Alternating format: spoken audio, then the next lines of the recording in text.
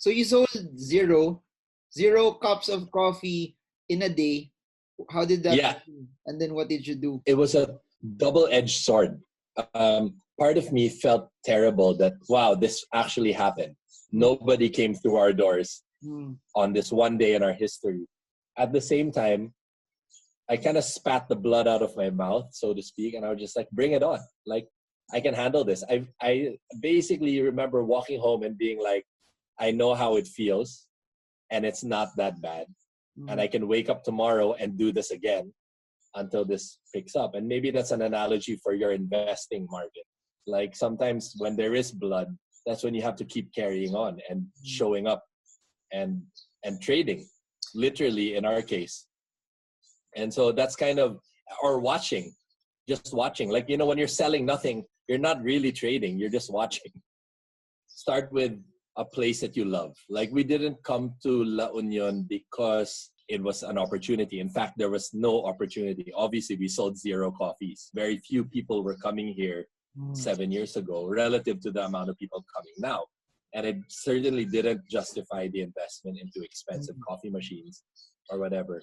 But we did it. We did invest in expensive coffee equipment. We did invest in knowledge and starting up a specialty coffee company because we believed in the place. We loved it. We had been coming here for years. And I don't think you can extricate, especially in lifestyle brands and in lifestyle experiences, you cannot extricate the human experience from the business. It's not only a commodity play. That's what people don't understand about the coffee industry or the tourism industry. It's not just selling components of a product. You're not selling motor oil, right? You're selling an experience to people, and that experience has to be rooted in your own experience. And marketing is telling a story. And I always tell folks there's nothing better than a true story, right? And so if the story is not good, and especially if it's not true, people are not necessarily, it's a gamble whether people are going to attach to that story. But why do people attach to our company story? Well, it's because it's attached to a story that we all feel strongly about. It's to live a better daily life, right? It's to have the bravery to leave the comfort zone and to pursue something that is meaningful and makes you happy. And I think that if you have the grit to stick to what makes you happy and what can get you out of bed every day, all of those things combined result in a successful business. And so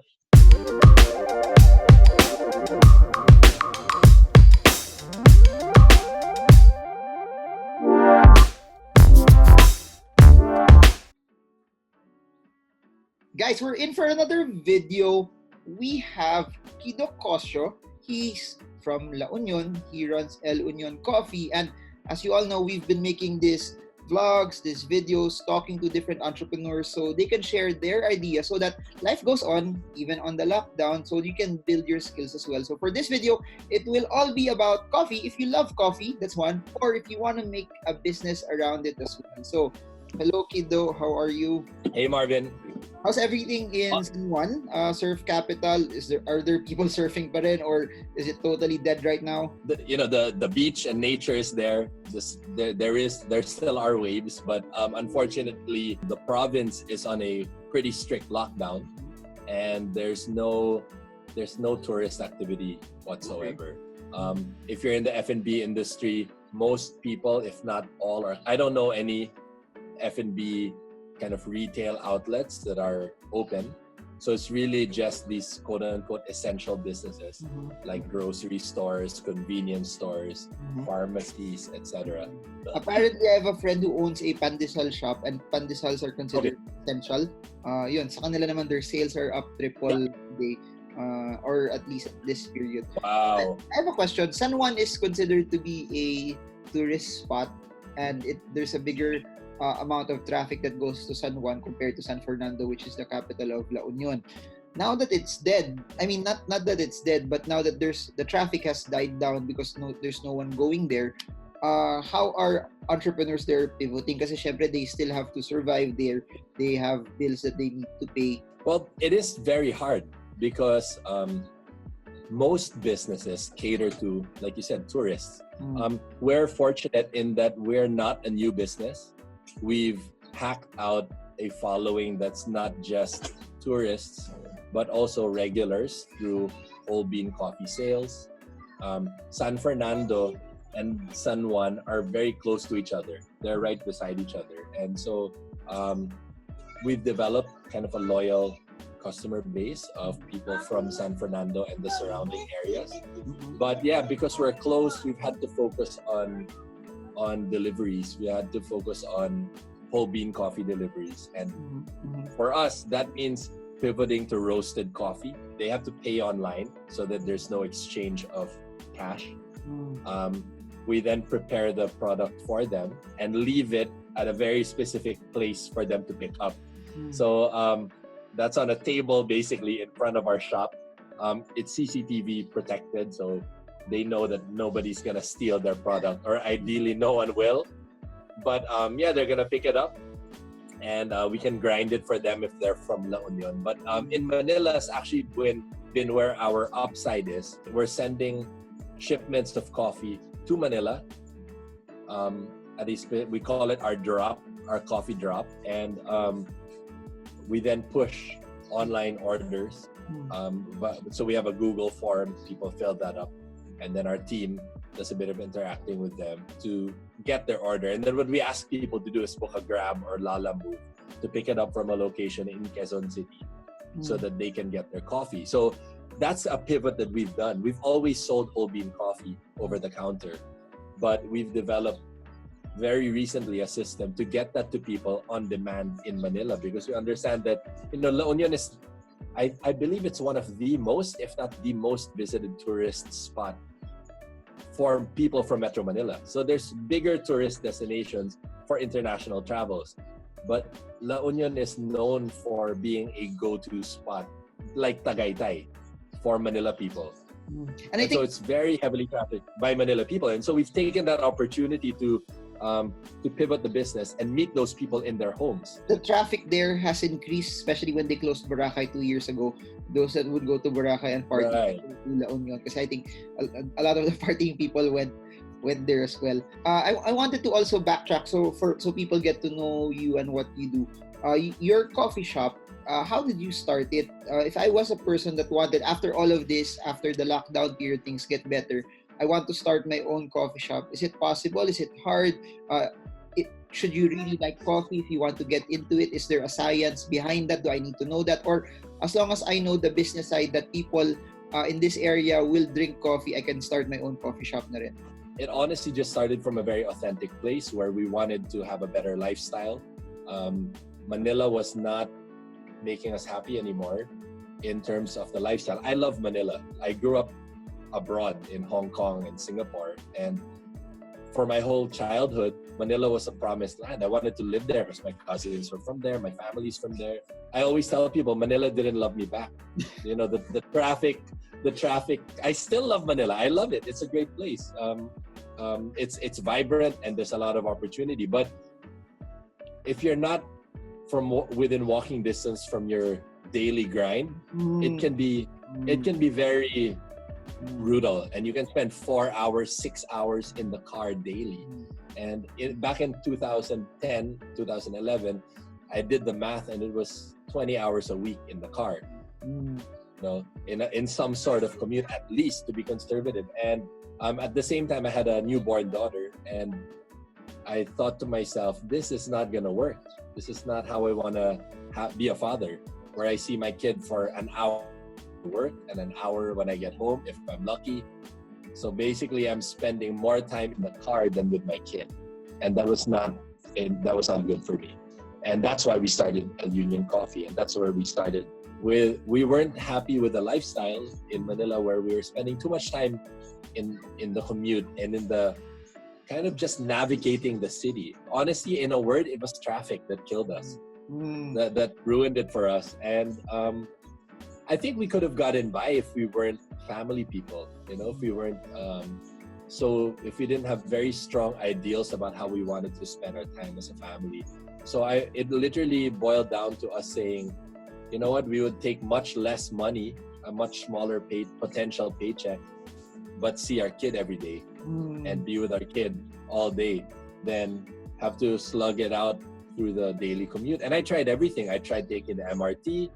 I tried taking the bus, the regular bus, so it could be more affordable. I tried cycling around. And generally, you're going to spend 2 hours each way if you're from Quezon City and working in Makati, whether that's MRT, taxi, bus, car. And then the costs will change, but the time doesn't change. And so that's why we moved to La Union. And it wasn't El Union Coffee at the start. We thought we would start like a liempo and manok roaster. And I always say that because, funny enough, we've become a coffee roaster and not a liempo roaster. But that was the first idea because it was affordable. But then it was affordable. We thought it would be affordable to start. We didn't know much at the time, but that's how it began. And we conspired with our friends Mia and Sly. My friend Sly is a pioneer in third wave coffee, and my friend Mia runs a hostel. At the time, it was starting out called Flotsam and Jetsam Hostel in La Union, and together we partnered and started El Union. It started very small. Early on, we would sell between 2 coffees a day. Whoa. On weekdays. Yeah. Just to get to the weekend where we could sell 50, 60 coffees if we're lucky on the weekend by being open for 8 hours, 10 hours. But that's what it took to get the idea off the ground. The thing is that was a necessary setup to fuel the narrative of a business that was focused on humans first. It would be in the service of our desires and our lifestyle and not the other way around. Even if that meant, okay, we're only going to sell 2 coffees. Or before, we would close at 3 p.m. to 6 p.m. just so that we could take a break and go to the beach. And that's part of the, and that made people upset. And we told them, listen, it doesn't matter if you're upset. We didn't start this business to be at the mercy of the business. We started this to do things, to have a more human lifestyle, basically. And to this day, the company has grown. There are now 20 odd members of the team across around 4 different departments. All surfers? There are a lot of surfers. I would say like 25-30% of us in some way or another surf.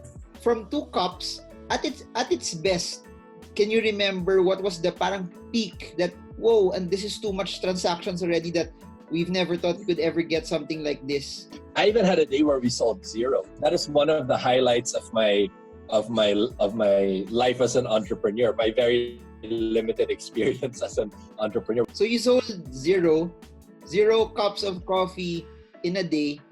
How did that happen? And then what did you do? It was a double-edged sword. Part of me felt terrible that, wow, this actually happened. Nobody came through our doors on this one day in our history. At the same time, I kind of spat the blood out of my mouth, so to speak, and I was just like, bring it on. Like, I can handle this. I basically remember walking home and being like, I know how it feels, and it's not that bad. And I can wake up tomorrow and do this again until this picks up. And maybe that's an analogy for your investing, Marvin. Like, sometimes when there is blood, that's when you have to keep carrying on and showing up and trading, literally in our case. And so that's kind of, or just watching. Like, when you're selling nothing, you're not really trading, you're just watching. When you start hitting 100, it becomes a bit too much for a one-person setup. So remember, the shop before was just one person. And then we eventually grew to a point where we had 2 people on shift at a time. But when you start, and then I correlate the growth also with investing in a better space. So when you got a better shop, had more seating, had a more beautiful aesthetic to the place. And I think it also coincided with the growth of the La Union story. Okay. So two factors that made your sales increase was, number 1, La Union was really growing. Number 2, you got a better space. Those are the 2 attributes that made it better. I would say there are 2 factors. I think that a lot of entrepreneurs also give up when they are at that place where they're only selling one or two things, or where they're bleeding, you know. Pero And so I think that was yeah. there a fear that nung wala kang nabenta, paano yan if this does not do well? Where will the income come from? How will we survive? Did that thought ever come in also? Honestly, not really. Again, we didn't get into it chiefly for monetary reasons. And I know that that's bad business, that you should actually draw a hard line. But I guess it emboldened me in a sense that, yeah, I knew, because in a worst case scenario, I really played it out. I would just do something else. I'd figure it out and learn a bit more until I found something that worked. And in a worst case scenario, I just thought to myself, I'm just gonna wind up back in Manila and start where I left off and go back to the old profession that I once had, which was in the creative industry, creative kind of marketing strat side of the industry. So actually, that also helps because of, I guess my brother and I, we were early adopters in the social media strategy about a decade ago. And now it's a normal part of advertising, but back in the day it wasn't. And that was a big help in understanding how to tell a story about a coffee shop. How many years is the coffee shop already from the time you started? So we are already in year 7. Okay. In October, we celebrate our 7th anniversary. At least you've already, you've made it through the 5-year hump where a lot of businesses do not make it. From 0, 7 years ago, what's the best that you ever remember that you got in the cups? We've sold more than 2,000 cups of coffee in a single day. Grabe. Galing. Amazing. Yeah. And not 1 or 2 times, several times. And any given weekend, we're moving over 1,000 units of product. Wow. Any given, of course, not now. A lot of people think that all of the opportunity is in Manila lang. You chose the different route going away from Manila. For people who want to start businesses outside Manila, like what you did, what do you recommend? How can they find an opportunity also in a particular area? Kasi that it's very, very good what you said, no, that you can find something also outside Manila. And yung problem kasi and what people don't know is, this is what I believe, no, opportunity is where you pursue it kasi there's opportunity everywhere, regardless of where you live. People always think na nasa Manila lang. Yung problem nila, pag nasa Manila sila, there's so much competition. And sometimes the best way to do it is to go to an area where you can build your own market, like what you're doing in La Union. So I guess I'm asking for tips for people who want to do their business outside Manila. Start with a place that you love. Like, we didn't come to La Union because it was an opportunity. In fact, there was no opportunity. Obviously, we sold 0 coffees. Very few people were coming here 7 years ago relative to the amount of people coming now. And it certainly didn't justify the investment into expensive coffee machines or whatever. But we did it. We did invest in expensive coffee equipment. We did invest in knowledge and starting up a specialty coffee company, because we believed in the place. We loved it. We had been coming here for years. And I don't think you can extricate, especially in lifestyle brands and in lifestyle experiences, you cannot extricate the human experience from the business. It's not only a commodity play. That's what people don't understand about the coffee industry or the tourism industry. It's not just selling components of a product. You're not selling motor oil, right? You're selling an experience to people, and that experience has to be rooted in your own experience. And marketing is telling a story. And I always tell folks, there's nothing better than a true story, right? And so if the story is not good, and especially if it's not true, people are not necessarily, it's a gamble whether people are going to attach to that story. But why do people attach to our company story? Well, it's because it's attached to a story that we all feel strongly about. It's to live a better daily life, right? It's to have the bravery to leave the comfort zone and to pursue something that is meaningful and makes you happy. And I think that if you have the grit to stick to what makes you happy, and what can get you out of bed every day. All of those things combined result in a successful business. And so setting something up in La Union works because we love La Union. We've loved it for going 13 years. You know, we've been coming here since before we even started a business in La Union. And I think start from a standpoint of love, something that you enjoy. You know, I wake up every day and I'm excited to be in the coffee business. I'm excited to go to work 7 years in. You know, I'm rushing to leave the house because I want to get to work where the action is. And I think as an entrepreneur, that's very underrated because you're gonna burn out at some point. And if I didn't love the way that we do business and the place that we do business in and the people that we serve, I wouldn't have that fire to get out of bed, and it would just be a rehashing of the grind, of the very thing that we left. But also having discipline, like because I love it, we watch the analytics like crazy. We watch the statistics of our business like crazy. Like we know the peaks and valleys. We know the flows of our area quite intimately, precisely because we like being here, and the motivation to stay in business is because we don't want to pack up the circus. I love being in the circus, so I don't want to pack up, and so I'm gonna be disciplined and have the grit to wake up and to know this business as well as I can.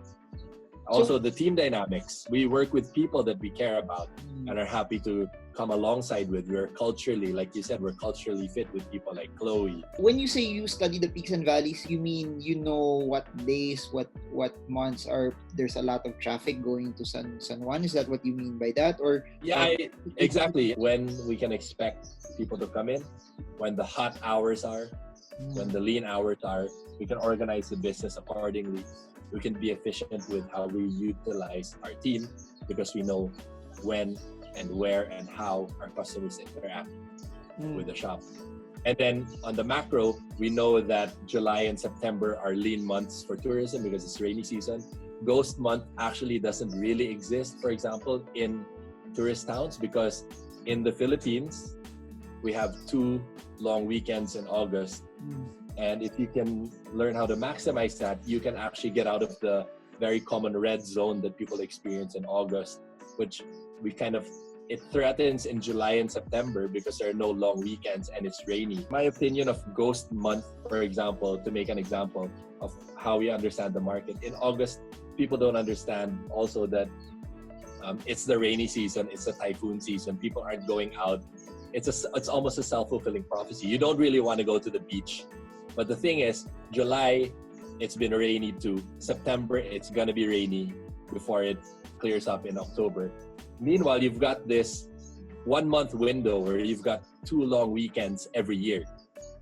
And if you understand how to make the most of those 2 long weekends, you're talking about a kind of a bell curve of about 5 days, 2 times in a month. If you understand that about your business, you can adjust accordingly and make sure that you maximize sales on those days and minimize whatever expenses you're going to incur and hopefully profit. So that's just one example. Like August is my favorite example because most people overlook it.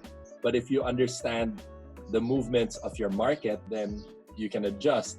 And I always say you won't understand the movements of your audience if you don't really genuinely care about your audience. Here's another question. Coffee is, in all intents and purposes, a commodity. Since it's a commodity, people can get it anywhere also. Do you have competition? And then, how do you differentiate yourself from the competition? Kasi sikat kayo kahit sa Manila nananalo kayo ng competition eh. Coffee is the second most traded commodity in the world after oil, right? It's extremely hot. It's a valuable commodity, and I think in some metrics, it's more valuable than gold per gram, right? So it is, and it isn't a commodity. The coffee business, on the other hand, the way that it isn't a commodity is that it's also about an experience. It's also about a customer journey. And in that sense, it is not just a commodity. It's every detail of how somebody experienced that drink. And I that's where I would say you would see the separation of quote unquote the men from the boys, no? Or the women from the girls. People in the retail coffee business who think that it's only a commodity end up having a very poor sale of that commodity because they overlook again the intimate details of design, the intimate details of customer or user experience, the intimate details of these soft touches that characterize your favorite coffee place. And I think that it helps to see coffee as a commodity insofar as cost of goods, insofar as how you're producing that. Like we roast our own coffee, so it's good to see it in numerical terms. But at the same time, we have to find other, what I call currencies and values in the coffee business that we can measure, other metrics aside from just the cash value of that coffee. In our company, we measure happiness, for example. I know it sounds cheesy, but we allot monetary value to people's happiness. And it's measured in staff meals. It's measured in unlimited cups of coffee for our crew. We watch that. We know to a peso how much our crew is drinking of coffee, of bottomless coffee drinks. We know how much alcohol they're drinking. They also have a budget for drinking alcohol because we have a bar. And we call it the Staff Happiness Fund. And we manage it just like any component of our business. Yeah, that's an example of how experience across the whole company, from employee or staff team experience, trickles and cascades. I don't like to use the term trickle, but it cascades, it overflows into the customer experience. So if you have a happy team, that's another component that you have to be very disciplined about, is motivating and managing the happiness of your staff. So again, coffee is and isn't a commodity in that sense, because if it's just a commodity, you're right, they can get that anywhere. They can get it cheap anywhere. I mean, quality coffee is expensive, but if it's just a caffeine hit, you can get that for 5 pesos. From a customer, how did you differentiate yourselves with? I don't know how many coffee shops are there in the San Juan area, but what would make me go to El Union Coffee versus everyone else? Parang ganun. What's the, people always ask in business, unique selling proposition, and what yeah, if you would give your advice to people who want to start their coffee shops, what made you so different compared to everyone else? People have said this though, like we've gotten a lot of features from the media, from food and beverage magazines, lifestyle magazines like Esquire, and travel magazines like Grid. And I've often heard it from journalists and watchers of business alike that parang may pagka-cult following yung El Union. And I think it's because we act like a band. We act like a rock band. Now we're going on tour. You can be part of this experience, and we act like it in the shop too, that this is a show. Even the design of our shop is like there's a stage, and you're watching everything. There's no wall between you and the barista. The machines are not hiding in a back kitchen somewhere. And there is a very strong sense of showmanship and experience and customer interaction, and it stems from staff happiness. Okay. And I think that if people can be intimate with that, they will do well in the coffee business, because if you have a happy team, they advocate for it, and they make that added value is where all the magic is in the retail coffee business. In the retail, I'm talking about selling cups of coffee in a physical space. Like it's very valuable that people feel connected to, I hate to call it that, but the cult, right? Or to the subculture. They have to feel like I'm part of this group, I'm part of this team, and now I'm gonna branch out into social media, right? Like, why do people care about what Marvin has to say? Well, because Marvin reaches out to them on YouTube on a very regular basis, and if he's not on YouTube, he's on the Instagram, and he's walking around with this video camera in Dubai and in Singapore, and people feel like they're part of the Marvin cult, diba? So naawa lang sila sa akin kasi hindi ako gwapo eh. So pagbigyan na natin to, 90. I looked at your YouTube. There's 90,000 subscribers now. That's how much relatives I have, I guess. But it trickles into that. Like the retail coffee experience, or even the stock trading thing. Why listen to Marvin when they can reach Bloomberg, right? Why listen to Marvin when they can look at Bloomberg Philippines, and they can look at whatever investment house is putting out content, well, it's because they're attached to the subculture. In some way, what Marvin is saying, in the way that Marvin says it with his Lakers hat in his living room, that speaks to me. Diba? Whereas investment house X that's releasing their daily brief on email, it's almost benign and soulless, and there isn't this human dimension to it. And so stocks are a commodity, and they aren't, right? To an extent, understanding stocks is commodified and metric and scientific and numerical, and it isn't. When you attach it to Marvin, or while we're on the topic, my dad, Gus Kosho, diba? Like, he has a Facebook and Twitter following, and people relate with him. They, in a different way that they relate to Marvin, but they'll relate with Marvin because, okay, he's a millennial, or he's like a pre-millennial Gen X guy, and he speaks our language, and he wears a Lakers hat, diba? No, and then, ano lang, walang barbershop na bukas eh. Everything's closed. Years back. But that's good from a marketing perspective. You know, Kobe Bryant, right? And he was on the NBA is on the zeitgeist, diba? People are talking about it. You know, people attach to things like that, and I think that entrepreneurs and business people need to understand that. The aspiring stock pundits need to understand those details of the business, of how they relate to their audience. So with an elder statesman of investing, it's another part of their mind that people are accessing. They're accessing experience and trust, and it's a bit more dignified in a sense. And so people have to understand where it stops being only numerical values that we're talking about, and there's other ways of measuring the currency.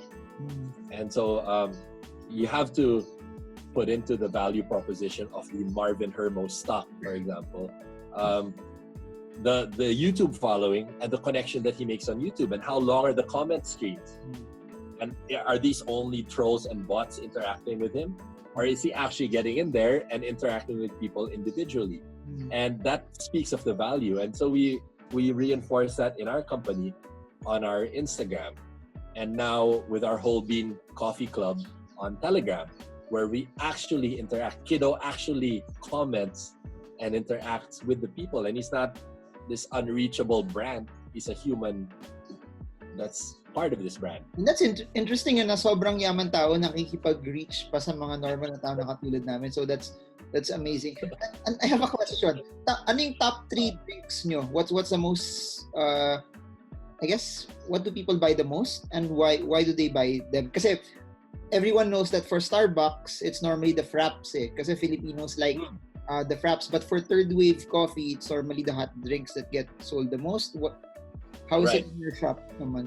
I guess we fall in the third wave category because we are we buy specialty coffee greens from specialty coffee producers as much as possible. This is a direct trade transaction. So we're following the ethos of the third wave. At the same time, we want to meet our customers in a non-intimidating way. We want to be approachable in a way that sometimes third wave drops the ball, in my opinion. It becomes too geeky and too snobby sometimes for people. And so we kind of fall in our own category of like third wave plus ng konti. Like there's a bit of lifestyle specific to ourselves. And I'd like to believe we're genre defining in that sense. But that might be a bit too much to say, but I'd like to believe it. But our top drinks actually aren't hot drinks because we're at the beach. Yeah. So that's another thing. Like we are in a genre of our own, in that we are this kind of lifestyle third wave coffee shop. We talk a lot we're a surf brand as well. We're also seen as a music company, in that we do a lot of music shows, and people always comment about our playlists. People like that part of the business. So as a lifestyle third wave coffee shop, I guess, our top drinks would be obviously our espresso based kind of iced lattes and what have you. But I would say that the runaway thing is this is the horchata. Like for some reason, and that's not very third wave. What's that? Horchata. What's that? The horchata. Horchata is like it's a Mexican rice milk So it's a milk that you make from steeping rice, Okay. and then with certain secret spices that are Okay. not so secret. It's cinnamon and vanilla. Okay. And but for some reason, people attached to that, and we ran with it. Like we started serving it as a novelty, as a drink that maybe, yeah, people will like it, maybe they won't. We sold it. We sold a lot of it. We kept making it, and now we sell hundreds of those drinks in a day sometimes. And so the horchata is a spiced rice milk. It's our own way of kind of, yeah, it's a signature drink, but it's not even our own creation. We have our own recipe. Okay. And horchata is a very popular drink, I guess, in Mexico, and I think the Spanish have their own version. We even went to Madrid Fusion for a couple of years to showcase coffee and horchata together, as because rice is a very Filipino thing. And Madrid Fusion is a big culinary expo that was held a few years ago, and it's one of the world's foremost culinary expos. And the commentary on kind of Latino Asian food is very relevant, I guess. And rice as part of cuisine, as part of drinks, that was the conversation piece that we brought with us to Madrid Fusion. So horchata's there. Horchata's a big part of that. Yeah. Again, we have our own recipe. People like it. People even say that we have the best recipe. I don't make that claim, but they're allowed to make that claim for us. And if enough people agree with it, then it could be true. Cold brew is also popular. Yeah, for us, we sell about 70%, I think, cold drinks. Before we put this to a close, 3 questions lang, and then we'll end with that. Yeah. For those who want to start a coffee shop, their own coffee brand, what are the things that you suggest that they do right now during the lockdown so they can at least take the necessary steps already? It starts with who. Who are you? Are you going to do it by yourself? Are you going to do it with partners? If you're going to be getting investors and partners, you want to be with people that you can weather storms with, because it's not going to be easy. And so you need to like each other, or you need to have the same guiding philosophy and the same objective. So the same things, you need to find the same things important. And you need to be committed to each other and be very generous and accommodating of one another. So once you've got who down, start developing your idea. Kasama na rin sa who are you selling it to? Who is your audience? And so I would say take this time to explore the market, to gain do as much research as possible, to develop your style, to develop your aesthetics, what it looks like, because you can't start it now. Like this lockdown, it's gonna take its toll for a while.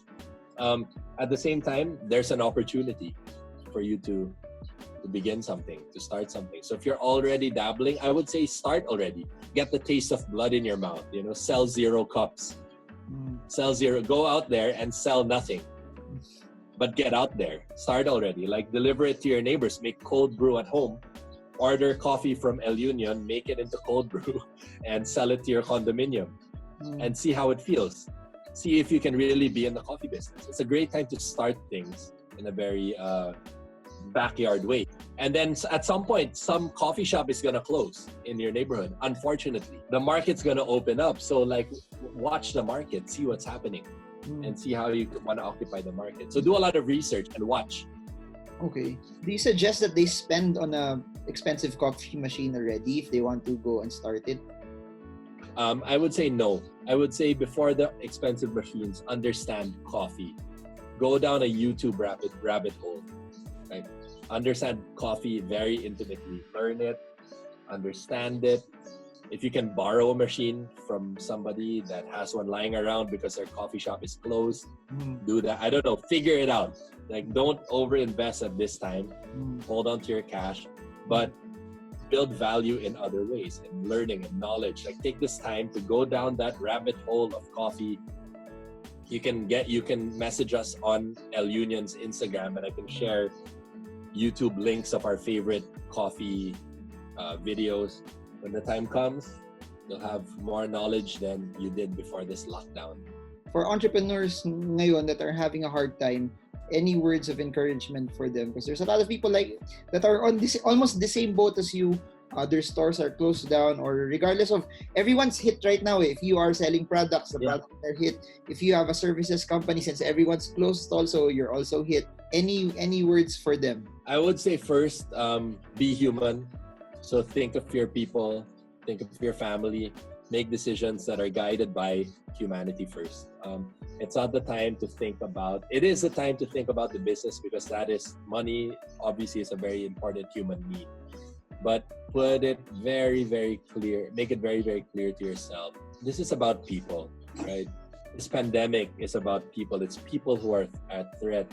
And we're seeing that the world is seeing what is really valuable. You know, I saw this Instagram post that came up, and we're starting to see that who really runs this world. It's the janitors, it's the doctors, it's the grocery store clerks. You know, it's the humans that we've not really given a lot of value to. And then next would be the resources. A very, very far second is how you can manage your resources. And but I would say we would be dead in the water if we didn't have great people on our team. And I couldn't even envision a day when we can open our doors of our cafe again if we didn't have the Chloes and the Weas and the Navis and the Alexes and the Monicas and the Ami and the Kiddo and the Blair and our kitchen team, you know, and the roasting team. Like, these are actual names, and be very intimate with those names and those people and check how they are. Assuming you're a successful or thriving business, what's all of that for if not for the people, right? And so I would say first think of the people. Think about how you can keep them afloat, because honestly, I mean, I'm very, very critical of politics, as I think we should be. I don't feel that politics and government's gonna do us a lot of favors. There's a lot of talk about, yes, this fund and giving people that. Even now, pahirapan na to line up and to get access to that funding. I already have entrepreneur friends who say, I was rejected. Wala na daw, ubos na daw yung funds for this or that benefit that people can get. Wala na. And if the business is gonna go down, it's gonna go down, but the people are gonna remain. And so preserve that first. And the business always has to be in the service of the humans. And if you look out for people, maybe the business can rise again. Also, pivot to survive this. Pivot, get on social media, create value for yourself. Also, move whatever inventory that you can move. So for us, that's Whole Bean Coffee. Again, on Telegram, the El Union Whole Bean Coffee Club. Search it on Telegram. If you forget that, go on Instagram, find El Union on Instagram, send us a DM, and order coffee from us. We're still moving our inventory because delivery of food products, it's an essential business. People need their food and beverage to survive. And so pivot where you can. Before all of that, people first, humans first. How you treat people is gonna say everything about what kind of business and what kind of human you are. Without humans, there is no business to speak of. And so take care of your people first, take care of your supply. Make sure you have good relationships with your suppliers still, because when it reopens, you're gonna need each other, right? And then take care of your customers while you still have them. Interact with them, check up on them, DM them. You have a lot of time, you're at home. Diba? Like an example of how you see people, treat people, put people first. One of our big suppliers is a big grocery store in San Fernando. And so we've, as a team, we keep ordering from National Bazaar, the supermarket company down the road, about 5 kilometers away in San Fernando. We want to treat them right because they're a supplier. We're going to need each other at some point. And so we're buying from them, not for our company, but we're consolidating our grocery ordering together as a team. There's 20 of us who need our grocery. We're because we have good credit with them, we can manage our collective cash flow as a team. And then we justify it. And so we're all busy justifying each other's orders, making sure everybody got their order and everybody's going to pay for it at the right time. We've also, so that's one way that we're looking out for each other and we're staying busy. Again, that's value. That may not be cash in the bank, but that's value that we're building as a team. It's human value. And I can't stress enough, when you're short on monetary value, there's other ways to create value. And I'm sure that rings true in stocks as well. Just to recap everything, Kiddo started a business outside Metro Manila, did a coffee shop, He built his own brand. He focuses on people. He's trying to do something different and trying to make everything an experience. So, as what you all know, you can find a lot of information from different people. So reach out to him if you want to go into the coffee space also, or as you can see, we've been talking to different entrepreneurs during this lockdown, and you will notice that one of the things that differentiates a lot of the entrepreneurs that make it also is the mindset that this is not just a crisis, but they see beyond the crisis, and that's how you can pull out, and that's how you can win. And I hope that from Kiddo's story, you get something from it that will cause you to execute, because at the end of the day, if you watch these videos and you do nothing about it, then all you got is entertainment, and that's not what I want. The reason why we put videos like this every day is so that you get information, but you also get to execute and use it as well. So that's it for now. If you want more of Kiddo, just put it in the comment section. I want Kiddo. Ayusin nyo, wag I want Kiddo's body. Dapat I want Kiddo lang.